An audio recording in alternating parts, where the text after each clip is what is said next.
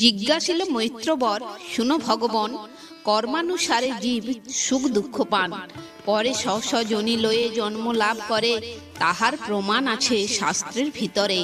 অতএব কোন কাজ কইলে অনুষ্ঠান, কালের কবল হতে পায় পরিত্রাণ। তাহাই শুনিতে মোর হতেছে বাসনা, বর্ণনা করিয়া প্রভু পুরাও কামনা। এত শুনি মিষ্ট ভাষে কহে পরাশর, শুনো বৎস যাহা বলি তোমার গোচর। মাদ্রীপুত্র নকুল সে ভীষ্মের গোচরে, জিজ্ঞাসা করিয়াছিল জানিবে অন্তরে। যেই রূপ বলেছিল ভীষ্ম মহামতি, বলিব সে সব কথা শুনো সম্প্রতি। নকুলের প্রশ্ন শুনে ভীষ্ম মহাত্মন, সম্মধিয়া কহিলেন শুনো বাছাধন। মম সখা ছিল পূর্বে কালিঙ্গক নাম, জাতিতে ব্রাহ্মণ তিনি অতি গুণধাম। একদা আসিয়া তিনি আমার গোচরে, কহিলেন শুনো সবে বলি হে তোমারে। জাতির বিপ্র